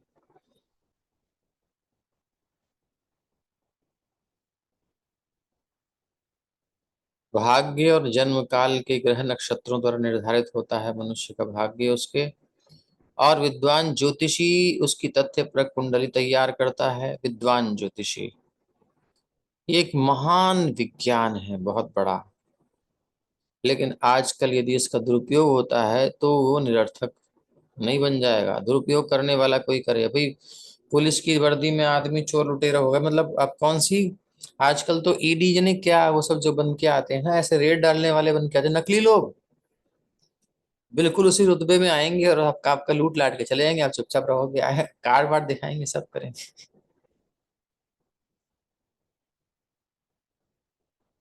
कुछ पता नहीं आज क्या हो जाए।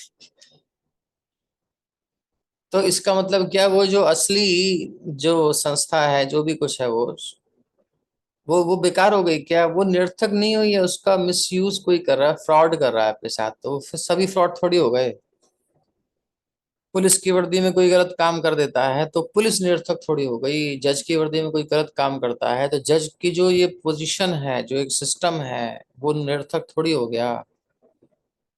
विद्यालय में दो चार विद्यार्थी बदमाश निकल गए तो विद्यालय बेकार हो गया, विद्यालय की गलती है। ऐसे ही अगर इस विज्ञान, महान विज्ञान का कुछ लोग दुरुपयोग कर रहे हैं तो वो निरर्थक नहीं हो गया है, आपको सावधान रहना होगा, बस ये है। तो अब जिसमें जन्म होता है वो उसके पिछले हिसाब किताब को बताता है, अथवा भगवान प्लांट करते हैं भक्तों का, दोनों कंडीशंस में वो होता है प्रभाव। अब देखो, भगवान जब आते हैं तब ग्रह नक्षत्रों की क्या स्थिति होती है वो देखो, अलग होते हैं। तो भगवान उस नक्षत्र में आते हैं, बताते हैं कि हम ऐसे आ रहे हैं, या ग्रह उस अनुकूल हो जाते हैं तुरंत भगवान के लिए, दोनों कंडीशन है। भक्तों को भी भगवान हिसाब किताब से भेजते हैं। भाई बढ़िया जगह, माता पिता चाहते हैं मेरा बच्चा सही जगह प्लेसमेंट हो, उसका बढ़िया कॉलेज मिले, बढ़िया व्यवस्था मिले, ऐसे में थोड़ी भेज देंगे प्रभु जी 5 लाख रुपया लगा है, 10 लाख रुपया लगा है, तब जाके एंट्री हुई है। अब चिंता करते हैं। तो भगवान भी अपने भक्तों को कहीं भेजते हैं प्रचार के लिए, किसी सेवा में कुछ, तो भगवान सही जगह प्लेसमेंट करते हैं जो अकॉर्डिंग ठीक होगा। तो भगवान जब खुद आते हैं तो स्पेशल होता है, वो होती है जयंती, और वो केवल भगवान कृष्ण के लिए उपयोग में किया जाना चाहिए। तो महाराज परीक्षित केवल क्षत्रिय सम्राट ही नहीं थे, भक्त भी थे। इसलिए क्योंकि भक्त हैं तो भगवान ने चूज किया बढ़िया से, मेरा बच्चा है तो अशुभ क्षण में जन्म नहीं ले सकते थे। इस प्रकार किसी प्रतिष्ठित व्यक्ति का स्वागत उचित स्थान और उचित समय पर किया जाता है, उसी प्रकार भगवान द्वारा विशेष रूप से सुरक्षित महाराज परीक्षित जैसे व्यक्ति के स्वागतार्थ ऐसा उपयुक्त क्षण चुना गया था जब सारे शुभ ग्रह इकट्ठे होकर राजा पर अपना प्रभाव डाल सकें। इसका मतलब ये है कि भौतिक परिस्थिति का, परिवेश का जो नियम बनाया ना भगवान ने, उसका प्रभाव स्वीकार भगवान भी करते हैं। जैसे कि कोई कंपनी का मालिक है और वो कुछ रूल रेगुलेशन मैनेजमेंट करता है अपना, उसको उसकी इच्छा के अनुसार एनवायरनमेंट बनाता है, तो जब वो उसमें एंटर करता है, या मैनेजर है वो मैनेज करता है, तो जब उस एनवायरनमेंट में वो एंटर करता है वो खुद भी उसको फॉलो करता है। देखा होगा आपने तो, क्योंकि अगर वो नहीं करेगा तो दूसरे कैसे फॉलो करेंगे, वो तो स्वतंत्र है लेकिन फिर भी वो फॉलो करता है ताकि और लोग सही से समझ पाए। तो भगवान भी आते हैं तो वो सब कुछ देखते हैं, जयंती आदि है। भक्तों के लिए सुंदर क्षण चुनते हैं, उसको अनुकूल वातावरण देते हैं, उसी के अंतर्गत रह करके काम करते हैं, नियम तोड़ते नहीं भगवान जनरली। और कभी तोड़ते हैं तो बड़ा प्रेम होता है भगवान का, और कोई कारण नहीं है। इस तरह उनका जन्म हुआ और वो भागवत, श्रीमद् भागवत के महान नायक कहलाए। अब वही बात आ गई, नक्षत्रों का ये संयोग मनुष्य की इच्छा से तो उत्पन्न किया नहीं जा सकता, जो मैनेजर है वही करेगा। तो अपितु ये तो परमेश्वर की महती व्यवस्था का प्रबंध होता है। इसलिए भक्तों को भगवान की भक्ति अच्छे से करनी चाहिए, निर्भर होना चाहिए, जो व्यवस्था करेंगे बेस्ट है हमारे लिए। किसी के गले में फांसी चढ़नी है, उसको कांटा चुभ गया, पैर में घुस गया एड़ी के अंदर, पूरा कील घुस गई अंदर, बड़ा बाबा रे बाबा, इतना घाव हो गया, इंजेक्शन लग रहे हैं, पट्टी लग रही है, पक नहीं गया, बच गया, लेकिन चला नहीं जा रहा है महाराज, बुरी हालत है। ये क्यों हुआ मेरे साथ? मैं तो भक्ति कर रहा था, मैं तो जब, अरे भाई तेरे साथ क्या होने वाला तुझे पता नहीं है, भूल जा। जो है चुपचाप उसे खुशी खुशी सह ले। तत्तेऽनुकंपां सुसमीक्षमाणो भुंजान एवात्म कृतम विपाकम। भगवान की कृपा से इस व्यवस्था हो गया। तो परमेश्वर की महती व्यवस्था का प्रबंध होता है, किया तो जीव के शुभ अशुभ कर्मों के अनुसार ही व्यवस्था जाती है। ये भी नहीं कर सकते ना मैनिपुलेट कर दें कुछ, लेकिन उसी नियम के जैसे वकील होता है, वो कानून के अंतर्गत ही अपना कुछ ना कुछ आर्ग्यूमेंट देता है, प्लेसमेंट करता है, बोले ऐसे है, इसके कारण ऐसा है, ऐसा होना चाहिए। कानून के अलग नहीं करता कोई, उसी के अंदर दाव पेच दिखाता है। तो भगवान भी अपने भक्त की अवस्था अंदर ही अंदर करते हैं।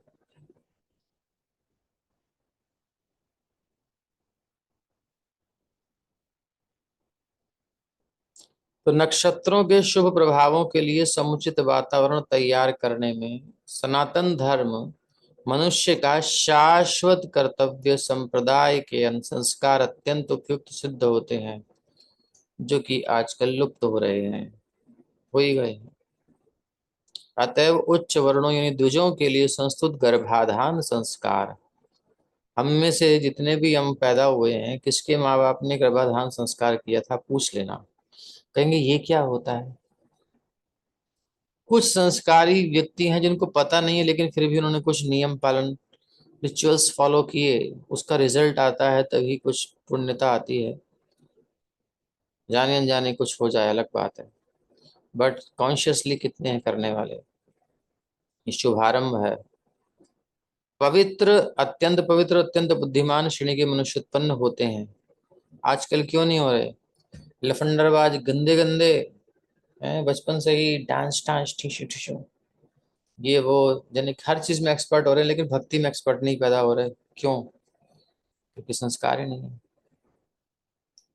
उत्तम और योग्य जनता के द्वारा ही विश्व में शांति समृद्धि आएगी। अब जब संतान ही उत्तम नहीं होगी तो फिर संसार में कैसे शांति समृद्धि आएगी बताओ? स्वार्थी, भोगी, विषयी, क्रोधी, कामी सब पैदा करेंगे। लस से, एंगर से भरे हुए हम, और एक दूसरे से मिलन करेंगे और उसमें से बच्चा आएगा तो भी तो यही करेगा। और जब पेट में होगा तब भी हम यही सब कर देंगे, चीरा चाटी, चू चू चा चा ची ची, फालतू की चीजें गंदी, तो वही तो उसके अंदर आएंगे संस्कार, और डेवलपमेंट हो रहा है ना, उसी में डाल रहे हो ये सब। तो इसलिए अवांछित विषय भोग में लिप्त रहने वाली अयोग्य प्रजा से अशांति फैलेगी, संसार नरक बना रहेगा। ये प्रोसेस है। तो परीक्षित महाराज तो भगवान की कृपा से प्रकट हुए हैं और सब व्यवस्था से प्रकट हुए हैं। तस्य प्रीतमना राजा विप्रैर्धौम्य कृपादिभिः जातकं कारयामास वाचयित्वा च मंगलम। महाराज परीक्षित के जन्म से अत्यंत संतुष्ट हुए राजा युधिष्ठिर ने जात संस्कार करवाया। धौम्य, कृप इत्यादि विद्वान ब्राह्मणों ने शुभ स्तोत्रों का पाठ किया। संस्कारों के बिना अच्छी संतान मिलनी संभव नहीं है। संतान निम्न गुणों वाली होगी। तो क्या करें इस युग में, उद्धार भी मुश्किल है, वैदिक संस्कारों का बड़ा कठिन है, परिवेश ही नहीं है। तो अन्य पद्धति है पांचरात्रिक पद्धति। और ये पांचरात्रिक पद्धति चाहे शूद्र श्रेणी के लोग हों उस पर भी काम करती है। लेकिन ध्यान रहे ये विधि केवल आध्यात्मिक विकास के लिए है और किसी विकास के लिए, किसी कार्य के लिए नहीं है। जबकि वहां जो पुरातन पद्धति वो भौतिक उत्थान के लिए भी है, लेकिन ये पद्धति जो है पांचरात्रिक विधि, इससे आध्यात्मिक उत्थान के लिए किया जाता है। बोले तुमको आध्यात्मिक उन्नति कभी उच्च या निम्न पैतृकता से नियंत्रित नहीं होती। कोई भी हो, कोई भी कुल, कोई वर्ण हो, कोई आश्रम, से कोई फर्क नहीं पड़ता, क्योंकि आत्मा को केंद्रित रख के किया जाता है। तो अब जो है गर्भाधान संस्कार के बाद अन्य संस्कार होते हैं, सीमंतोन्नयन, सदभक्षणम इत्यादि। तो गर्भावस्था काल में संपन्न होते हैं, और जब शिशु का जन्म होता है, यानी कि भी जो सीमंत पति जो है किसी कास्ट होता है, उससे वो बनाता है माँ पत्नी की, उसका सबका विज्ञान है, पीछे कारण है, कैसे कैसे क्या क्या होता है, पूरा संस्कारों की बुक पढ़ने वाले पढ़ सकते हैं, और जो जानकार है उनसे करवा भी सकते हैं, ऐसे कराने वाले होते हैं संस्कार। तो शिशु का जन्म होता है तो पहले जात कर्म होता है, जात कर्म पहला संस्कार। जन्म लेने के बाद बाकी के पीछे होते हैं, गर्भ में ही इतने संस्कार हो जाते हैं, यानी उसको बिगिनिंग में बहुत ध्यान देना है। और ये संस्कार महाराज युधिष्ठिर द्वारा राज पुरोहित धौम्य और महान सेनापति कृपाचार्य पुरोहित कृपाचार्य जैसे योग्य ब्राह्मणों की सहायता से संपन्न कराया गया। इतना ध्यान रखते थे, ऐसे थोड़ी वोट ले लिया और किसी ने भी नशेड़ी ने वोट दे दिया शराब के लिए, ये मेरे को तो बोतल बढ़िया लगी, मैंने बोतल का बटन दबा दिया। अब बोतल में चाहे कुछ भी हो, उसे नहीं पता कौन बैठा है, बोतल में बटन दबा दिया। मतलब मैं उदाहरण दे रहा हूँ, निश्चित बोतल किसी ने नहीं रखी होगी, तो कोई झाड़ू लगाता है, लगाओ, लेकिन ये तो पता हो कि भाई वो बंदा जो है वो कौन है, झाड़ू वाला, झाड़ू के पीछे कौन है, बेलन के पीछे कौन है, चकले के पीछे कौन है, बक्से के पीछे कौन है, ये सब क्या है, इसका मतलब ये बटन कहाँ जा करके असर करेगा है। या दारू पी करके बोले है बोतल पे मत लगाना, डंडे पे लगाना, डंडा चलेगा तब बात बनेगी, बोले हाँ सही बात है, डंडे पे लगा दिया। ऐसे थोड़ी होता है शासन, तभी तो सत्यानाश हो रहा है, दिन पर दिन कर्जा बढ़ता जा रहा है, प्रजा में शांति नहीं, टेंशन। फिर एकदम से पता चलता है कि जो है कंगाल हो गया देश। हम्म, कुछ है ही नहीं। इतना ध्यान रखा जाता था, इतना सब कुछ संस्कार किए जा रहे हैं, ये सब कुछ संभालना है भैया।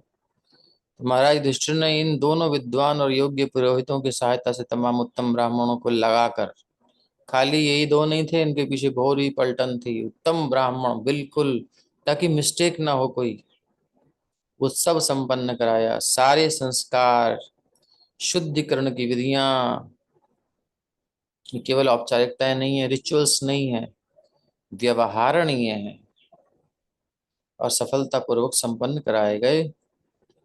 प्रभुपाद जी कह रहे हैं इस युग में ऐसे ब्राह्मण न केवल विरले हैं बल्कि उपलब्ध भी नहीं होते हैं। संस्कार कराने वाले बहुत कम, करवाने वाले नहीं बचे तो करने वाले कहाँ से बचेंगे। हम्म, एक संस्कार में अगर कन्या भी हो तो उसको पुत्र रूप में परिणत किया जा सकता है, ऐसे संस्कार है। तो एक, अभी तो वो शरीर छोड़ दिए, वो महात्मा थे पहले, वो कहते हैं हम कराते हैं, लेकिन देख कर कराते हैं, उद्देश्य क्या है क्या नहीं। भौतिक दृष्टिकोण बहुत खराब हो गया, आदमी केवल स्वार्थ में होकर के कुछ भी करता है। तो इस पतित युग में आध्यात्मिक उन्नति के लिए, इसलिए भौतिक चिंतन छोड़ करके अब तुम अपनी आध्यात्मिक उन्नति का चिंतन करो। आध्यात्मिक उन्नति के लिए गोस्वामी जनों वैदिक अनुष्ठानों की अपेक्षा पांचरात्रिक सूत्रों को वरीयता प्रदान करते हैं।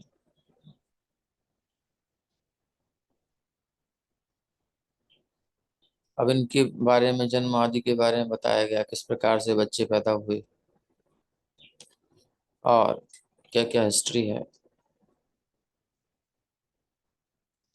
तो क्या हुआ, हिरण्यम गाम महीम ग्रामान हस्त्यश्वान नृपतिर्वरान प्रादात् स्वन्नम च विप्रेभ्यः प्रजातीर्थे सतीर्थवित्। पुत्र के जन्म लेने पर राजा ने ब्राह्मणों को सोना, भूमि, ग्राम, हाथी, घोड़े तथा उत्तम अन्न दान में दिया, क्योंकि वे जानते थे कि कैसे, कहाँ और कब दान देना चाहिए। और हम नहीं जानते कि कैसे, कब और कहाँ दान देना चाहिए। तो केवल ब्राह्मणों और सन्यासियों को गृहस्थियों से दान ग्रहण करने का अधिकार है।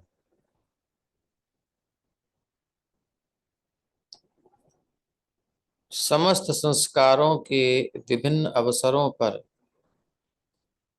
विशेष रूप से जन्म, विवाह तथा मृत्यु के संस्कारों के समय ब्राह्मणों को धन वितरित किया जाता है। क्यों? ब्राह्मण को ही क्यों? क्यों दे ब्राह्मणों को, किसी और को नहीं दे सकते क्या? क्योंकि ब्राह्मण ही मानव जाति की प्राथमिक आवश्यकता के लिए सर्वश्रेष्ठ सेवा प्रदान करते हैं। जो ज्ञान प्रदान करते हैं वो ब्राह्मण है ना, शास्त्र ज्ञान में लगे रहते हैं, अध्ययन में, वही हमें देते हैं। आजकल के पंडित जी नहीं, जो मंदिर में घंटी बजाते हैं, उनको कुछ पता नहीं है, विशेष बेचारे जैसे तैसे अपना जीवन यापन कर रहे हैं, उनको गुरुकुल ही नष्ट कर दिए तो पढ़े कहाँ बेचारे। लेकिन जो कि प्रॉपर गुरुकुल आदि का अध्ययन करके उसी में पूरा फोकस है, कुछ अर्निंग वर्निंग के चक्कर में नहीं पड़े हैं, इसी में फोकस्ड हैं, तो ये आपको दे रहे हैं, इसलिए आपको उनकी हेल्प करनी चाहिए। इन अवसरों पर क्या क्या बोले, सबसे पहले स्वर्ण। अब तो चुरा चुरा के इंग्लैंड पहुंचा दिया कितने जहाज। सब हिस्ट्री की बातें हैं। नेहरू जी ने कहा कोई बात नहीं, इतना चलता है, जाने दो। पहले डॉलर और रुपया एक बराबर था, गिरते गिरते कहाँ पहुंच गया देख लो। लूटे जाओ, अभी भी लूट रहे हैं। तो स्वर्ण जो था दान दिया जाता था, भूमि दान किया जाता था, ग्राम दान किया जाता था, पूरा गांव दे दिया, घोड़े दिए जाते थे, हाथी दिए जाते थे, आजकल कार वगैरह दे दो। और अन्न के साथ समस्त भोज्य सामग्री के रूप में प्रचुर दान, कंजूसी से नहीं, वही थोड़ा इतना तक ठीक है। अरे 100 रुपया देते शर्म आती है, 1000 तो देना चाहिए, चलो ठीक है, अब बहुत महंगाई हो गई है। ये एक्चुअली आजकल 1000 बार सब छोटा, बहुत छोटा वाला दान है, प्रचुर नहीं कहलाएगा। प्रचुर दान दिया जाता था। अतएव वास्तव में ब्राह्मण वास्तव में निर्धन नहीं होते थे, बढ़िया व्यवस्था होती थी। आजकल अगर ब्राह्मण कार में घूम रहा है, कोई साधु कार में घूम रहा है, कोई व्यवस्था से बढ़िया से रह रहा है, तो लोग गालियां देते हैं, बोले इसीलिए, हाँ तुम लोग खा पी के मोटे हो रहे हो, क्या करते हो, तुमको दान दान खा खा करके ये क्या टेंडेंसी आ गई है, क्यों, क्या बताएं। ये नहीं देख रहे कि वो क्या कर रहा है, बस वो जलते हैं। निर्धन नहीं होते थे, उल्टे उनके पास प्रचुर सोना, भूमि, ग्राम, घोड़े, हाथी और पर्याप्त अन्न रहता था। किस लिए? जिससे उन्हें कुछ और कमाने की जरूरत ही नहीं पड़ती थी। जब इतना फ्री होगा भक्त, ब्राह्मण, साधु, उसे कोई कमी ना हो, विशेषकर ब्राह्मण की चर्चा है, बाकी तो थोड़ा सा चीज अलग हो जाती है। ब्राह्मण तभी तो वो फैमिली मेंटेन बढ़िया से हो पाएगा, उसकी टेंशन नहीं रहेगी। श्रीमती जी कहेंगी सोने का हार चाहिए, हाँ देवी, जो चाहिए सब है। मुझे जाना है तो हाथी की सवारी, घोड़े की सवारी रथ तैयार है, no tension, no no problem. अब विप्रदेव अपना जो है आराम से अध्ययन में मन लगा रहे हैं, अपनी साधना में मन लगा रहे हैं, उनको कोई टेंशन नहीं है, सब व्यवस्था है। और कुछ आवश्यकता पड़ती भी है तो कहीं अनुष्ठान होते रहते हैं, अपना गए, उनका भी कल्याण किया, इनका भी कल्याण हो गया। ये आदान प्रदान खुले मन से होता है, उदारता से ज्ञान, उदारता से जो भी आध्यात्मिक वातावरण है, जो भी शास्त्र की चर्चा है, उनको दी जाए, उनको सॉल्यूशन दिए जाए, उनको समस्या से निकाला जाए, हेल्प की जाए, और वो प्रचुर अपना जो भी उन्होंने समय लगा करके अर्न किया है वो देना चाहिए उनको। तो कमाने की आवश्यकता नहीं पड़ती थी, उसके बदले जब लेते थे तो खाली लेते लेते नहीं थे, वे संपूर्ण मानव समाज के, संपूर्ण समाज के कल्याण हेतु अपने को समर्पित कर देते थे। और ये आप हिस्ट्री उठाकर देखोगे जो कि छुपाई गई है, कि ब्राह्मणों ने कितना कुछ सहा है, विदेशी आक्रांताओं से कितना कुछ सहा है, एक कल्चर को बचाने में शास्त्रों में आग लगा दी गई थी। कुछ शास्त्रों को तो ब्राह्मणों ने याद रख करके अपने अंदर समाहित करके रखा, चोरी छुपे लिख लिख करके उसे, और एक मौढ़ी लिपि, कौन सी लिपि कहते हैं, वो लिपि बना दी अलग, ताकि कोई पढ़ ही ना पाए। जो ट्रेंड है, मतलब उन्होंने इन्वेंशन किया, उसको बचाना है, नेक्स्ट जनरेशन को देना है इस ज्ञान को।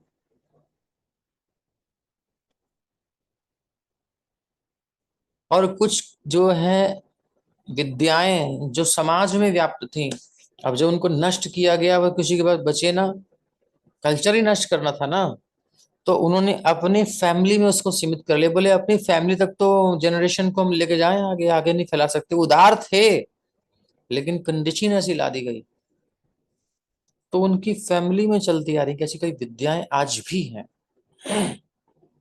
जो बहुत अब आगे जाकर के उन लोगों ने ध्यान नहीं दिया, इसलिए पहले उदारता से बांटते थे।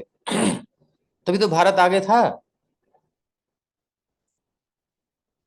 तो वो सब चीजें, ये नहीं था कि हाँ पहले की अपने ही पुत्र को, उसको सबको देने के, जैसे कि द्रोणाचार्य जी, अश्वत्थामा अपना बेटा है, उसे ब्रह्मास्त्र को चलाने की शिक्षा दी, लेकिन वापस करने की नहीं दी, आधा ही ज्ञान दे पाए क्या, दिया। अर्जुन, जबकि अर्जुन बाद में आया और अश्वत्थामा पहले था, क्यों? अर्जुन ने देखा कि एक्स्ट्रा टाइम में क्लास लेते हैं गुरुदेव, तो एक्स्ट्रा, अब जब किसी की लगन होगी पढ़ने की तो एक्स्ट्रा क्लासेस लेगा, तो देखा पुत्र को, तो उन्होंने भेदभाव नहीं किया, पुत्र के साथ अर्जुन को भी रखा। पुत्र को पूरी विद्या प्रदान नहीं की, अर्जुन को प्रदान की। अश्वत्थामा तो पहले से पढ़ रहा था, पिता स्वाभाविक अपने पुत्र को शिक्षा दे रहा है, तो अर्जुन पहुंचे तो बोले तुम भी आओ, एक्स्ट्रा एनर्जी है तो आओ।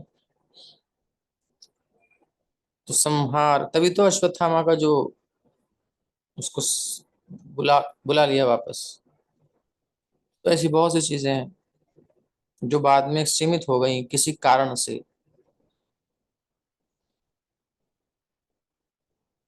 तो कुछ लोगों ने सोचा कि ये सीमित ही रहना चाहिए, तो फिर वो विकार हो गया। पर वास्तव में ब्राह्मण बड़े उदार होते हैं, और सबका अपने को समर्पित कर देते थे वो, संपूर्ण समाज के कल्याण हेतु विप्र अपने को समर्पित कर देते थे। बड़ी ऊंची अच्छी स्थिति थी। ये तो सब एक तो उल्टा उल्टा भर दिया, बनाया ही ऐसा गया है कि उल्टे ही सोचेगा आदमी। वेदों को गलत रूप में प्रस्तुत करना, शास्त्र की बातों को गलत रूप में प्रस्तुत करना, महाभारत पढ़ने से कलह हो जाएगा, लड़ाई हो जाएगी, अरे भैया घर में रखना नहीं चाहिए, ये क्या है? ये सब बनाए गए हैं। जो काल बीता है ना गुलामी का, उसमें आप सोच नहीं सकते कितना झेला है हमारे पूर्वजों ने। हमारे पास समय नहीं है, हमारे पास समय है रील देखने का, फिल्म देखने का, गेमिंग करने का, अर्निंग करने का, घूमने फिरने का। ये कोई खंगालता नहीं कि क्या हुआ होगा, क्या हुआ होगा। आज एक व्यक्ति जाता है भारत से, संपूर्ण विश्व में विद्युत गति से प्रवाह प्रचार करता है, और सारे विश्व को कृष्ण भावना प्रदान करके आता है, बीज बो के आ जाता है। श्री प्रभुपाद कुछ तो है अभी भी। बड़े बड़े कितने फुट के अंग्रेज, प्रभुपाद जी की इतनी हाइट नहीं थी, उनकी ऐसे बात करते थे प्रभुपाद, उनके सामने दंडवत प्रणाम कर रहे हैं, समर्पित कर रहे हैं, कैसे साइंटिस्ट कर रहे हैं। टी.डी. सिंह, श्रीपाद भक्ति स्वरूप दामोदर स्वामी महाराज, सब वैज्ञानिकों के बीच में प्रचार कर रहे हैं। ऐसे हवा में तो नहीं है, कुछ चैलेंज कर रहे हैं प्रभुपाद। यहाँ विज्ञान तो पढ़ के नहीं गए थे, साइंटिस्ट तो नहीं थे प्रभुपाद। सिंपल जो कॉलेज में पढ़ाई होती थी स्कॉटिश चर्च में, वही अंग्रेजों ने पढ़ाई थी उनको, वही पढ़ के गए थे। लेकिन गुरु कृपा थी, गुरु का आदेश था। तो फिर प्रभुपाद ले उसको लेकर के विदेश विश्व में इसको फैला दिया। बोले सबके लिए है ये, कंजूसी नहीं करेंगे हम, ये बचना चाहिए। ये ब्राह्मण होते हैं, साधु होते हैं। तीर्थविद इसलिए ब्राह्मणों को देने की व्यवस्था है। तीर्थविद शब्द महत्वपूर्ण है क्योंकि राजा को पता था कि कहाँ और कब दान दिया जाए। दान कभी व्यर्थ नहीं जाता, ना वो निरुद्देश्य होता है। ऐसे नहीं कि ऐसे ही कर दिया, नहीं, उद्देश्य होता है। शास्त्रों के अनुसार दान उन व्यक्तियों को दिया जाता था जो आध्यात्मिक प्रबुद्धता, मैच्योरिटी के बल पर दान लेने के पात्र होते थे, क्योंकि उसको हैंडल कर पाएंगे, नहीं तो मिसयूज कर देंगे ना। ये जो अनधिकृत व्यक्तियों द्वारा परम भगवान के बारे में फैलाई गई एक भ्रांत धारणा है, उसका उल्लेख दान के सुपात्र के रूप में शास्त्रों में कभी भी नहीं मिलता। कहीं मिलता है तो बताइएगा, ठीक है। कोई भी दरिद्र व्यक्ति घोड़े, हाथी, भूमि, ग्रामों के रूप में इतना मुक्त हस्तान नहीं पा सकता। निष्कर्ष ये निकला कि बुद्धिमान व्यक्तियों या भगवान की सेवा में लगे हुए ब्राह्मणों का इस तरह पालन होता था कि उन्हें शरीर की आवश्यकताओं की चिंता नहीं रहती थी। वो सब खाली मूली नहीं थे कि कुछ भी। अब तुमने उनको व्यवस्था दे दी, ठीक है, सब व्यवस्था दे दी, उसमें करेंगे क्या वो? बिहार में हम बताएं पहले भी, एक तबका ऐसा है वो उसने रोड पे ही रहना है और वही करेगा, तोड़ा फोड़ी, ईंट पत्थर ढोएगा, भी सब काम करेगा। मकान बना करके दो उनको, और उसके बाद वो उसको सेल कर देंगे, सेल करके फिर वहीं टेंट में आ जाएंगे। तो उस दान का क्या हुआ? उन्होंने क्या किया उस धन का? बुद्धि नहीं है ना। एक उदाहरण दे रहा हूं, ये नहीं कह रहा कि इनको नहीं देना चाहिए, लेकिन मैं बता रहे हैं उनको देने से होता क्या है। तो उनको यदि आप गोल्ड दोगे, वाहन दोगे, ये सब चीज दोगे, उनको पूरा व्यवस्था दे दोगे, तो फिर उनकी बुद्धि तो ऊंची उठी हुई नहीं है, उसका स्वाभाविक मिसयूज कर लेंगे। कहीं ना कहीं गया तो फिर तो मौज करना चाहिए। स्व रेगुलेटर नहीं है, रेगुलेटेड नहीं है। तो बुद्धिमान व्यक्तियों को या भगवान की सेवा में लगे हुए ब्राह्मणों का इस तरह पालन होता था। अभी तो बड़ा बुरा लगता है किसी को अगर दे दे कोई तो। हम्म। हाँ, अपने पेट में डालने में ठीक है, अपनी फैमिली में, परिवार में, या शो के लिए दान करना ठीक है, लेकिन किसी साधु को, किसी वैष्णव को, किसी ब्राह्मण को, अरे इतना कैसे, हे, आंखें चढ़ जाती, ऐसे कैसे? उन्हें शरीर की आवश्यकताओं की चिंता नहीं रहती थी, चिंता ही नहीं रहती थी। इतना पड़ा हुआ है कि चिंता ही नहीं है, जब जो चाहिए लो, आराम से यूज करो। और राजा और अन्य गृहस्थ भी खुशी खुशी उनके सुख का ध्यान रखते थे। उनको सुखी रखना है ताकि वो शारीरिक मानसिक रूप से स्वस्थ रहें, प्रसन्न रहें, टेंशन फ्री रहें, अच्छे से अपनी साधना, अपना भजन, अपनी स्टडी शास्त्र की कर पाएं और हमारी समस्याओं का समाधान हमें दे पाएं। समाज में वो कुछ कंट्रीब्यूशन करते हैं,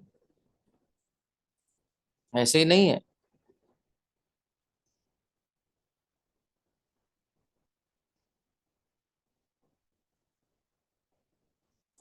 तो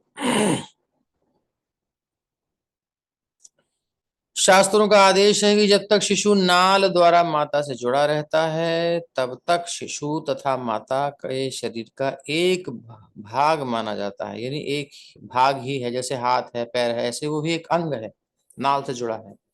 लेकिन जैसे ही नाल काट दी जाती है, शिशु माता से अलग हो जाता है, वैसे ही जात कर्म संस्कार संपन्न किया जाता है।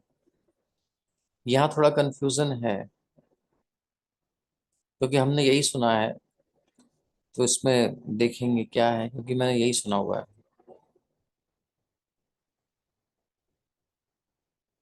जो भी अभी तक हमने सुना है, थोड़ा सा इसमें कंफ्यूजन है, देखना पड़ेगा, पूछ के बताएंगे।